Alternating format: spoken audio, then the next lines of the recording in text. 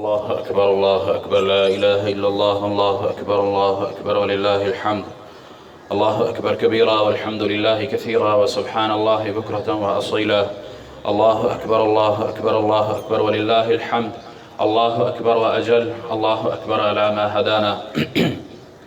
إن الحمد لله نحمده ونستعينه ونستغفره ونعوذ بالله من شرور أنفسنا ومن سيئات أعمالنا. من يهده الله فلا مضل له ومن يضلل فلا هادي له. أشهد أن لا إله إلا الله وحده لا شريك له وأشهد أن محمدا عبده ورسوله.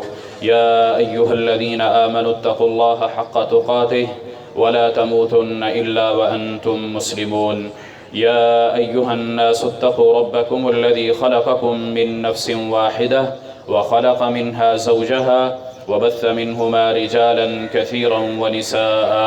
واتقوا الله الذي تساءلون به والأرحام إن الله كان عليكم رقيبا.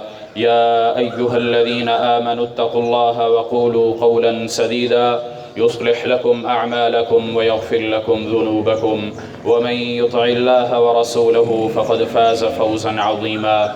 أما بعد فإن خير الحديث كتاب الله وخير الهدي هدي محمد صلى الله عليه وسلم وشر الأمور محدثاتها وكل محدثة بدعة وكل بدعة ضلالة وكل ضلالة في النار. أعوذ بالله السميع العليم من الشيطان الرجيم. قال الله تعالى قد أفلح من تزكى وذكر اسم ربه فصلى بل تؤثرون الحياة الدنيا والآخرة خير وأبقى إن هذا لفي الصحف الأولى صحف إبراهيم وموسى. اللہ رب العالمین کی تحمید کبریائی، اللہ رب العالمین کا انعام، اس کا شکر جتنا ادا کیا جائے اتنا ہی کم ہے۔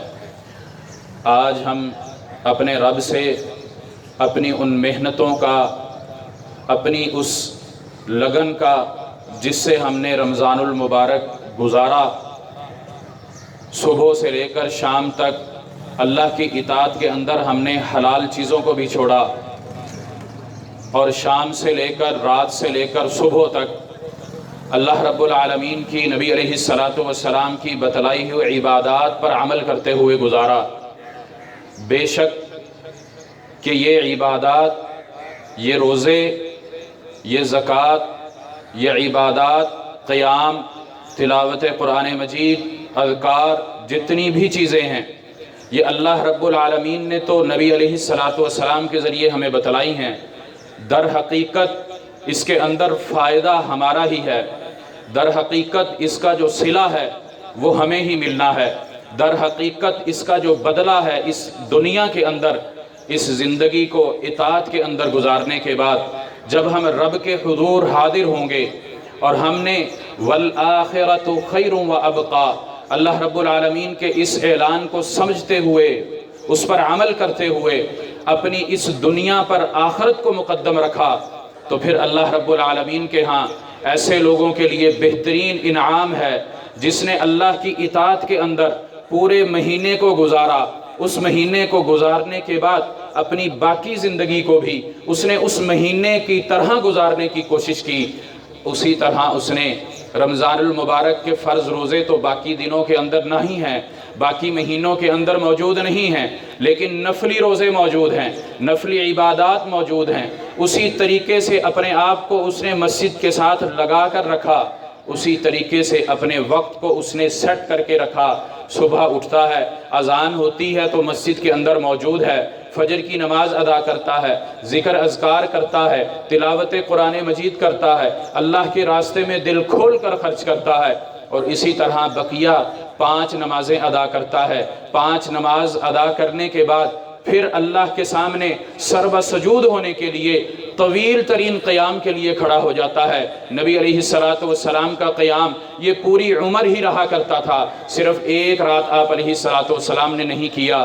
جب آپ مزدلفہ کے اندر تھے، حج کے موقع پر تھے، اس وقت آپ علیہ السلام نے یہ قیام نہیں کیا، باقی زندگی یہ قیام کیا۔ کس وجہ سے؟ امی عائشہ رضی اللہ تعالیٰ عنہ بیان کرتی ہیں کہ اے اللہ کے نبی علیہ السلام، آپ اتنا لمبا قیام کیوں کر رہے ہیں؟ افلا اکون عبدا شکورا، اے عائشہ میں اللہ کا شکر گزار بندہ نہ بن جاؤں؟ آج کا دن اللہ کا شکر ادا کرنے کے لیے خاص طور پر ہے۔ ہم اس جگہ پر جہاں موجود ہیں اس لیے موجود ہیں، اس لیے جمع ہیں کہ ہم نے رب سے اجرت حاصل کرنی ہے، اپنی مزدوری لینی ہے، پورے مہینے کی جو ہم نے محنت کی ہے آج اللہ رب العالمین نے اس محنت کا صلہ، اس کا بدلہ ہمارے اندر تقسیم کرنا ہے، اس وجہ سے ہم یہاں جمع ہوئے ہیں۔ آئیے نبی علیہ السلام کا اس دن کو منانے کا طریقہ دیکھتے ہیں۔ آپ علیہ السلام مدینہ کے اندر تشریف لائے ہیں، صحابہ کے اندر کھیل دیکھ رہے ہیں، پوچھتے ہیں یہ کھیل کیا کھیلا جا رہا ہے؟ اے اللہ کے نبی علیہ السلام، یہ ہم جاہلیت کے دور سے کھیلتے ہوئے آ رہے ہیں، یہ 2 دن ہمارے تہوار کے دن ہوتے ہیں۔ آپ علیہ السلام فرماتے ہیں اللہ رب العالمین نے تمہیں 2 تہوار دے دیے ہیں، 2 تہوار، عید الفطر ہے اور دوسرا عید الاضحیٰ ہے، یوم الفطر ہے، یوم الاضحیٰ ہے۔ ان 2 دنوں کے علاوہ اور تمہارے تہوار نہیں ہیں۔ یہ مسلمانوں کے 2 تہوار رسول اللہ صلی اللہ علیہ وسلم نے اللہ کی مرضی سے، اللہ کے حکم سے، اللہ کے کہنے پر ہمارے اوپر دے دیے، ہمیں یہ انعام دے دیا۔ یہ کیوں ہوا؟ عید الفطر کس وجہ سے؟ یہ عید رمضان کے روزے ختم ہوتے ہیں، اس کے بعد فطر کہتے ہیں روک دینے کو، ترک کر دینے کو، روزے کو روکتی ہے۔ آج کا دن روزہ نہیں رکھا جاتا، آج کا دن مسلمان کے لیے خوشی کا دن ہوتا ہے، اور ابلیس پورا مہینہ بند رہنے کے بعد اس چاند کے ساتھ اس کو بھی کھول دیا جاتا ہے۔ اللہ رب العالمین کی دیگر بے شمار رحمتیں ہوتی ہیں اس رمضان المبارک کے اندر، اس کا صلہ اللہ رب العالمین نے آج دینے کے لیے ہمیں حکم دیا ہے۔ میدان میں نکلو، باہر نکلو، اللہ کے لیے 2 رکعت نماز پڑھو، اس کے بعد اللہ سے دعا کرو۔ آج دعا کا دن ہے، ہم نے دعا بڑھ چڑھ کر کرنی ہے، جس طرح اللہ کا شکر ادا کرنا ہے اسی طرح آپ علیہ السلام کے دیگر معمولات کی طرف بھی دیکھنا ہے۔ غریب مسکین اس کی طرف جانا ہے، بیمار کی عیادت کرنی ہے، کوئی کمزور ہے اس کی مدد کرنی ہے، اور اس کے ساتھ ساتھ کوئی بھی ایسا عمل جو عمل میں نے رمضان المبارک کے اندر شروع کیا تھا اپنے رب سے اس وعدے کے تحت کہ اللہ مجھے بخش دے، مجھے معاف کر دے، میں تیرے سامنے حاضر ہو چکا ہوں، میری غلطیاں کوتاہیاں جو جانے یا انجانے میں مجھ سے ہو چکی ہیں میں تجھ سے معافی کا طلبگار ہوں، میں استغفار کرتا ہوں، میں تجھ سے معافی چاہتا ہوں۔ اللہ رب العالمین جو ہر رات آواز لگا رہا ہوتا ہے، پھر رمضان کے شروع سے لے کر رمضان کے ختم ہونے تک اللہ رب العالمین اپنے بندوں کو اپنی طرف بلا رہا ہوتا ہے، اور ساتھ یہ بھی اعلان کرتا ہے یا عبادی الذین اسرفوا علی انفسہم لا تقنطوا من رحمت اللہ۔ اے میرے بندو، اللہ رب العالمین کی محبت اور چاہت اس لفظ کے اندر نظر آتی ہے، یا عبادی الذین، اے میرے بندو آؤ میری طرف چلاؤ، دوڑ کے آ جاؤ، میں تمہیں بخشنے کے لیے ہوں، میں تمہیں مغفرت دے دوں گا۔ ان اللہ یغفر الذنوب جمیعا، سب گناہوں کی تمہیں میں معافی دے دوں گا، میں غفور الرحیم ہوں۔ کوشش یہ ہے کہ بندہ اگر اللہ کی طرف آ جائے، رجوع اللہ کی طرف کر لے تو پھر ہے۔ سیدہ عائشہ رضی اللہ تعالیٰ عنہ بیان کرتی ہیں کہ اللہ کے ہاں محبوب ترین عمل وہ عمل ہے جس کے اوپر دوام ہو جائے، جو مستقل مزاجی سے ہو جائے، چاہے وہ ان اللہ، چاہے کہ وہ عبادت وہ تھوڑی سی ہو، محدود عبادت ہو، وہ 2 رکعت ہی ہوں، رات کی نماز کے حصے سے 2 رکعت ہوں صرف، لیکن اگر وہ مستقل ہیں۔ رمضان المبارک کے اندر ہم نے قیام اللیل بھی کیا، عبادات بھی کی، اللہ کو منانے کی ہر طرح سے کوشش کی، لیکن اگر اس قیام اللیل کو ہم نے رمضان کے ساتھ فکس کر دینے کے بعد باقی 11 مہینے بھلا دیا تو پھر اس کا بھی مطلب ہمیں وہ فائدہ حاصل نہیں ہوا جو فائدہ نبی علیہ السلام اللہ کے حکم سے ہمیں دلوانا چاہتے ہیں۔ ہاں، اس قیام کی اس طریقے سے اگر نہیں بندہ رکھ سکتا، اس کی مصروفیات بڑھ جاتی ہیں، کوئی اور معاملات ہوتے ہیں، اس کے اندر سے اگر 2 رکعت کو ہی وہ تھام لیتا ہے، 2 رکعت کا ہی وہ رات کا قیام کرتا ہے، اور اللہ رب العالمین کا فرمان تتجافى جنوبهم عن المضاجع يدعون ربهم خوفا وطمعا، اللہ رب العالمین سے گڑ گڑاتا ہے، التجا کرتا ہے، رات کو اپنے بستر سے اٹھ کر اللہ کے سامنے سر بسجود ہوتا ہے، اللہ سے دعا کرتا ہے، خوف کے ساتھ، طمع کے ساتھ، خوف کس چیز کا ہے؟ اے اللہ مجھے جہنم سے بچا لے، مجھے آگ سے بچا لے، میں تجھ سے ڈرتا ہوں، تیرا تقوی اختیار کرتا ہوں، میں پرہیزگار بنتا ہوں۔ اور طمع کس چیز کا ہے؟ لالچ کس چیز کا ہے؟ اس جنت کا جس جنت کا اللہ نے وعدہ کر رکھا ہے۔ اور پھر اس پر استقامت اختیار کرتے ہوئے اللہ رب العالمین نے دیگر انعامات بھی بندے کے لیے بتلائے ہیں۔ ان الذین قالوا ربنا اللہ، جو اپنے رب کو کہہ دیتا ہے کہ ہاں اللہ تو ہی میرا رب ہے، ثم استقاموا، اس پر ڈٹ جاتا ہے، قائم ہو جاتا ہے، وہ مصیبتیں مشقتیں ساری برداشت کرتا ہے، اس کو کسی چیز کی پریشانی نہیں اس سے پیچھے ہٹاتی، کسی بھی قسم کی مصیبت آزمائش اللہ کو اللہ کہنے کے بعد اس سے پیچھے نہیں ہٹا پاتی۔ اللہ کہتا ہے تتنزل علیہم الملائکۃ الا تخافوا ولا تحزنوا وابشروا بالجنہ۔ اللہ اس جنت کا یہاں ذکر کرتا ہے، اس کی بشارت دے رہا ہے، التی کنتم توعدون، اللہ کہتا ہے جس کا تم سے وعدہ کر رکھا ہے۔ اگر تم اللہ والے بن جاؤ گے، اللہ کے عبادت گزار بن جاؤ گے، اگر تم وہ اعمال کرو گے جن اعمال کے ساتھ اللہ محبت کرتا ہے، اللہ چاہتا ہے تم وہ اعمال کرو، اللہ چاہتا ہے تم مجھ سے استغفار طلب کرو، اللہ چاہتا ہے تم مریض کی عیادت کرو۔ اور نبی علیہ السلام کا فرمان، اگر کوئی مریض کی عیادت کے لیے جاتا ہے، جب تک وہ جاتا ہے گویا کہ وہ جنت کے باغیچوں کے اندر، باغوں کے اندر پھلوں کی جگہ پر چلتا ہوا جا رہا ہے،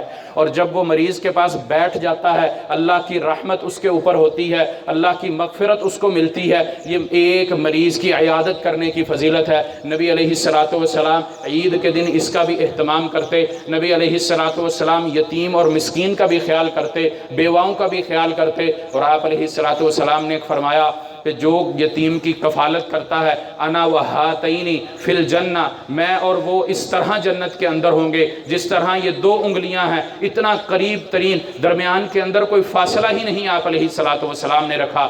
آئیے آپ علیہ السلام کی سنت کے مطابق اپنی زندگی گزاریں، جس طریقے سے ہمیں تعلیم دی گئی، جس طریقے پر رسول اللہ صلی اللہ علیہ وسلم نے اپنے اصحاب کی تربیت کی، اس تربیت کو دیکھتے ہوئے ہم نے اپنی زندگی کو گزارنا ہے، اپنے رب کو راضی کرنا ہے، اپنے رب کو راضی کرتے ہی رہنا ہے اور چھوڑنا نہیں ہے۔ قد افلح من تزکا، سورۃ شمس میں اللہ نے کہا قد افلح من زکاہا وقد خاب من دساہا، جو اپنا تزکیہ کر لیتا ہے، اللہ سے ڈر جاتا ہے، وہ فلاح پا جاتا ہے، وہ نجات پا جاتا ہے، اور جو اپنے آپ کو اس سے دور کر لیتا ہے وہ خاک کے اندر ملا لیتا ہے۔ سورۃ اعلیٰ میں بھی اللہ کا یہی پیغام ہے، قد افلح من تزکا وذکر اسم ربہ فصلی، وہ نماز قائم کرتا ہے، اللہ کا ذکر کرتا ہے، اپنے تزکیہ نفس کے لیے، اپنے آپ کو بچانے کے لیے، اپنے آپ کو گناہوں سے دور رکھنے کے لیے، اپنے آپ کو عبادات کے اندر مشغول رکھنے کے لیے۔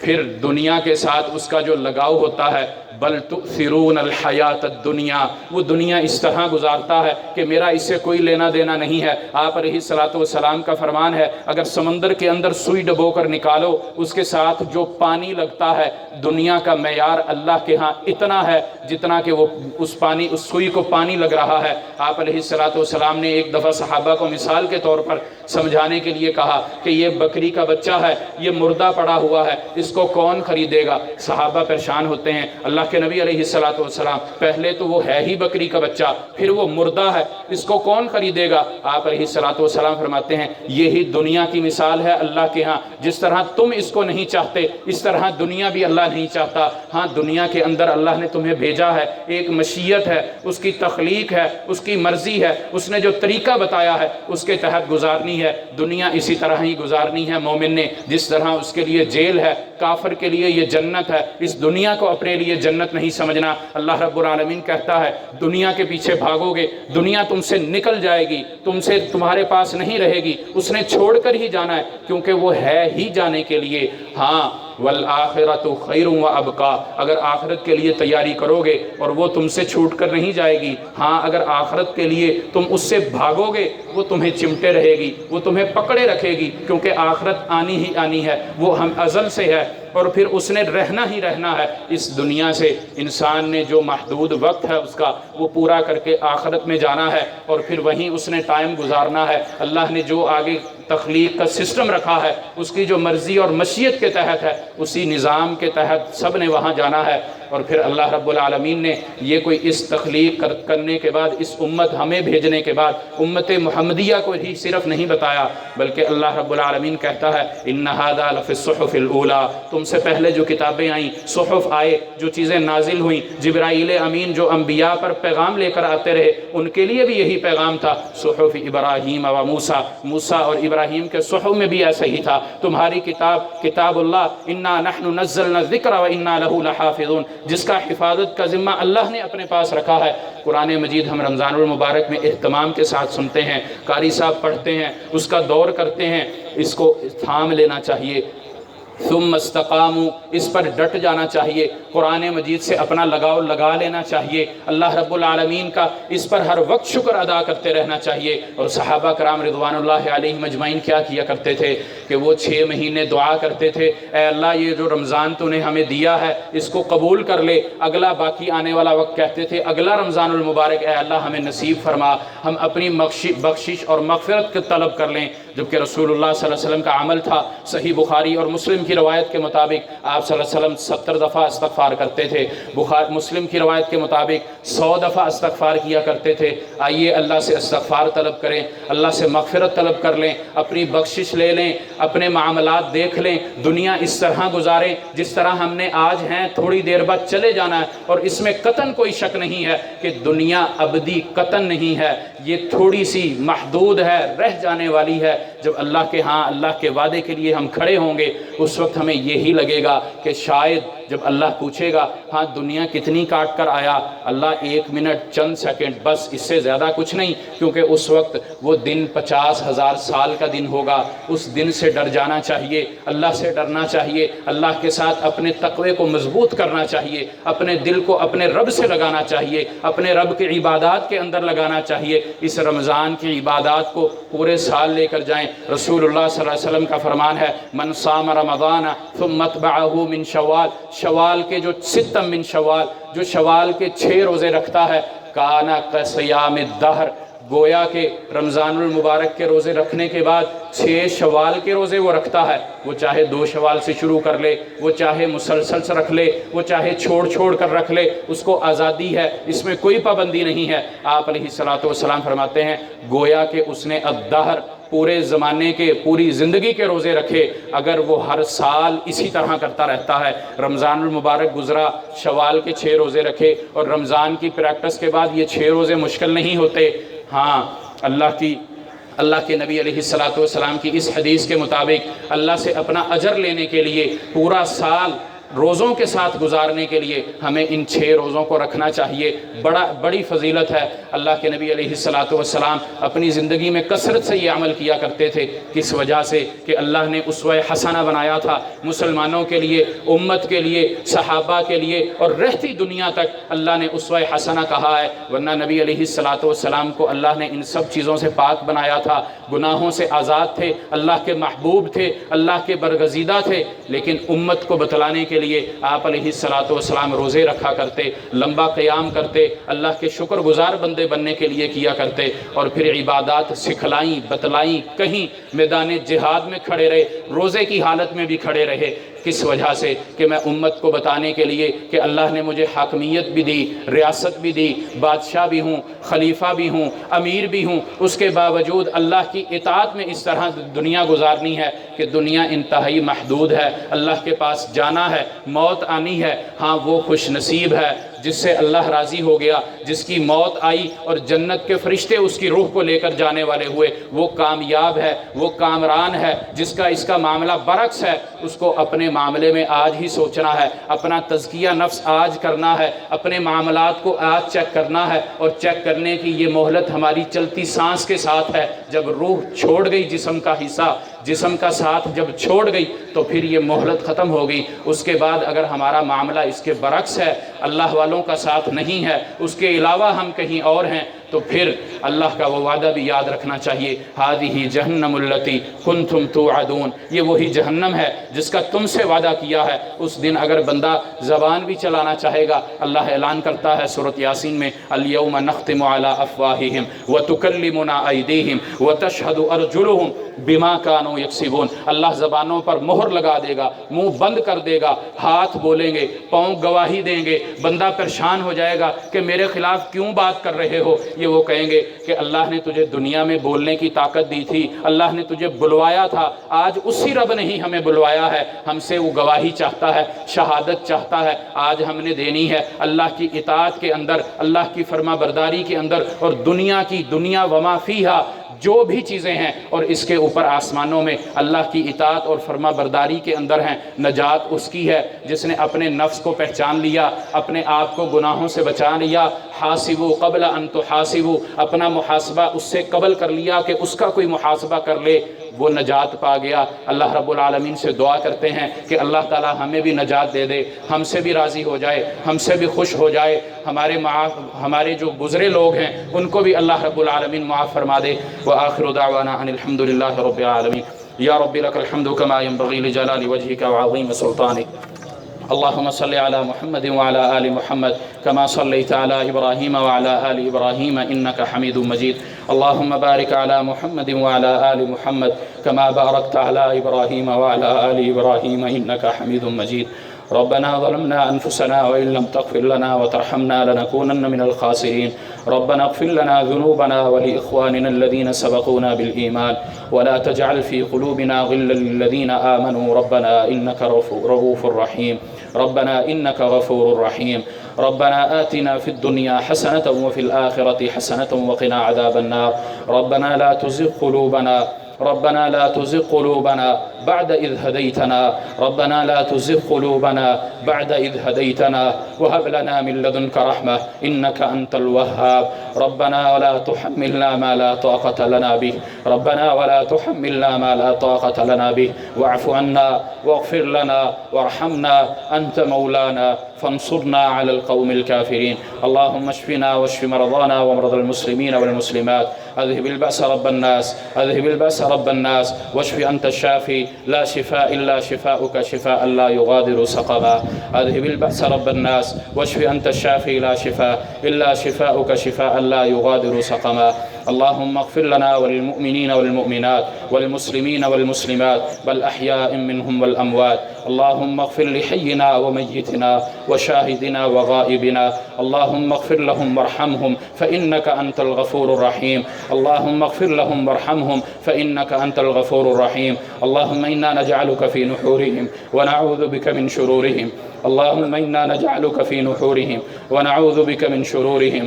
اللهم أجرنا من النار. اللهم أجرنا من النار. اللهم اعتق رقابنا من النار. اللهم اعتق رقابنا من النار. اللهم أجرنا من النار. اللهم إنا نعوذ بك من عذاب القبر. اللهم إنا نعوذ بك من عذاب القبر ونعوذ بك من عذاب جهنم. اللهم إنا نعوذ بك من فتنة المسيح الدجال. اللهم إنا نعوذ بك من المحيا والممات. ربنا ظلمنا أنفسنا وإن لم تغفر لنا وترحمنا لنكونن من الخاسرين. ربنا ظلمنا أنفسنا. ربنا ظلمنا أنفسنا وإن لم تغفر لنا وترحمنا لنكونن من الخاسرين. یا اللہ تیری درگاہ میں ہم حاضر ہیں، یا اللہ تیرے سامنے ہاتھ پھیلائے ہوئے، اللہ ہم نے جو محنتیں مشقتیں کی ہیں یا اللہ اس کا ہمیں بڑھا چڑھا کر آج صلہ دے، اجر دے، یا اللہ اس پر ہمیں مستقیم رہنے کی توفیق عطا فرما. یا اللہ ان عبادات کو قبول و منظور فرما. یا اللہ ان عبادات کو جاری رکھنے کی توفیق عطا فرما. یا اللہ جو ہمارے مرحومین فوت ہو گئے یا اللہ ان کی تو اپنے رحمت سے ان کو بخشش عطا فرما، ان کے گناہوں کو معاف فرما، ان کی قبروں کو منور فرما، ان کے درجات بلند فرما. یا اللہ ہمارے بھائی عبدالقیوم کے والد کل فوت ہوئے ہیں، یا اللہ اس کی مغفرت فرما، ان کے درجات بلند فرما. یا اللہ ان کے علاوہ جتنے بھی مرحومین ہیں یا اللہ سب مرحومین کی مغفرت فرما. یا اللہ آج عید کا دن تیری سنت کے مطابق تیرے نبی کی اور تیری اطاعت کے مطابق ہم گزار رہے ہیں، یا اللہ ہمیں توفیق عطا فرما کہ ہم ان نیکیوں کو جاری رکھ سکیں، ہم ان پر استقامت اختیار کر سکیں۔ یا اللہ تو ہم سے راضی ہو جا، یا اللہ ہمیں بھی بخش دے، یا اللہ رحمت کر دے، یا اللہ ہم تیری رحمت کے محتاج ہیں، یا اللہ تیری رحمت کے علاوہ ہم کچھ نہیں کر سکتے، یا اللہ اپنی رحمت کے دروازے ہم پر کھول دے۔ یا اللہ جو تیرا وعدہ ہے باب الریان کا، یا اللہ ہم سب کو اس دروازے سے داخل ہونے کی توفیق عطا فرما۔ یا اللہ ہمارے روزے، ہماری نمازیں، ہمارے تلاوت قرآن، ہمارے صدقات، خیرات، زکوٰۃ، یا اللہ سب کو اپنی بارگاہ کے اندر قبول و منظور فرما۔ یا اللہ جس کے دل کی بھی خواہش نیک خواہش ہے، یا اللہ اس کی خواہشات کو پورا فرما۔ یا اللہ جن کے ہاں اولاد ہے، اے اللہ ان کی اولاد کو ان کا فرما بردار بنا، ان کو نیک بنا، ان کو صالحہ بنا، ان کے لیے ذخیرہ نجات بنا، ان کے لیے صدقہ جاریہ بنا۔ اور یا اللہ جن کے پاس نہیں ہے ان کو اپنی بارگاہ سے، اپنی رحمت سے یا اللہ نیک صالح فرما بردار اولاد عطا فرما۔ یا اللہ اسلام کی مدد فرما۔ اللہم انصر الاسلام والمسلمین، اللہم انصر الاسلام والمسلمین، اللہم انصر المجاہدین فی کل مکان، اللہم انصر المجاہدین فی فلسطین، اللہم انصر المجاہدین فی فلسطین، اللہم انصرہم، اللہم انصرہم، اللہم انصرہم، اللہم اذل الشرک والمشرکین، اللہم اذل الشرک والمشرکین، اللہم انا نجعلک فی نحورہم ونعوذ بک من شرورہم۔ یا اللہ یہ ہمارے دشمن اس وجہ سے ہیں کہ ہم اسلام کا نام لیتے ہیں، ہم اسلام پر عمل کرتے ہیں، یا اللہ تیری اطاعت کے اندر ہیں، اس لیے یہ ہم سے دشمنی رکھے ہوئے ہیں۔ یا اللہ ان یہودیوں کو، ان عیسائیوں کو، یا اللہ جو بھی اسلام کا دشمن ہے، مسلمانوں کا دشمن ہے، یا اللہ ان سے تو مدد فرما، ان سے تو ہمیں نجات عطا فرما۔ یا اللہ مظلوم مسلمانوں کی مدد عطا فرما۔ یا اللہ جہاں کہیں بھی کوئی بھی مظلوم ہے، یا اللہ اس کی مدد فرما۔ یا اللہ ہمارے گناہوں کو صغیرہ ہیں، کبیرہ ہیں، اعلانیہ ہیں، خفیہ ہیں، چھپے ہوئے ہیں، یا اللہ ہم جانتے ہیں، ہم بھول گئے ہیں، یا اللہ جو بھی ہیں، اللہ تیری رحمت بڑی وسیع ہے، یا اللہ تیری رحمت بے شک بڑی وسیع ہے، یا اللہ تیری رحمت تیرے غصے پر زیادہ سبقت لیے ہوئے ہے۔ یا اللہ اپنی اس رحمت سے ہمارے ان گناہوں کو صرف بخش ہی نہیں بلکہ ان کو نیکیوں کے اندر، درجات کے اندر تبدیل فرما دے۔ یا اللہ ہم تجھ سے جنت اور اس جنت کا جو جنت الفردوس ہے، یا اللہ اس کا ہم تجھ سے سوال کرتے ہیں۔ یا اللہ ہماری دعاؤں کو اپنی بارگاہ کے اندر قبول و منظور فرما۔ یا اللہ تو سب کے دلوں کے حال جانتا ہے، یا اللہ جس نے کہا جس نے نہیں کہا سب کی مشکلات آسان فرما، سب کے دلوں کے جو ان کی خواہشات ہیں، نیک خواہشات ہیں، نیک تمنائیں ہیں، یا اللہ تو پوری فرما۔ یا اللہ ہم سب کی ایک تمنا تو ہے کہ جس طرح ہم یہاں جمع ہیں، اے اللہ ہمیں جنت میں بھی اس طرح جمع فرما۔ یا اللہ جہنم سے ہمیں دور رکھ، یا اللہ اس دن کی سختیوں سے ہمیں محفوظ فرما۔ یا اللہ قبر حشر کی سختیوں سے محفوظ فرما۔ یا اللہ ہمیں زندگی اس طرح گزارنے کی توفیق عطا فرما جس طرح تو راضی ہو جائے، جس طرح تیری جماعت کے اندر ہم شامل ہو جائیں، جس طرح تیرا وعدہ ہے کہ یہ میری جماعت ہے، تیرا اعلان ہے اولئک حزب اللہ۔ یا اللہ اس حزب اللہ کے اندر، اس جماعت کے اندر، ان نیک لوگوں کے اندر یا اللہ ہمیں بھی شامل ہونے کی توفیق عطا فرما۔ ربنا تقبل منا انك انت السميع العليم وتب علينا انك انت التواب الرحيم وصلى الله وسلم على نبينا محمد وعلى آله وصحبه اجمعين برحمتك يا ارحم الراحمين۔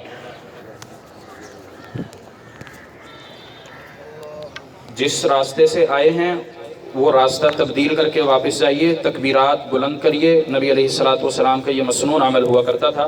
اللہ اکبر لا الہ الا اللہ واللہ اکبر وللہ الحمد، اللہ اکبر کبیرا والحمد للہ کثیرا وسبحان اللہ بکرۃ واصیلا، تقبل اللہ منا ومنکم۔ یہ مسنون دعا ہے نبی علیہ السلام نے جو سکھلائی ہے۔ تقبل اللہ منا ومنکم صالح الاعمال، تقبل اللہ منا ومنکم۔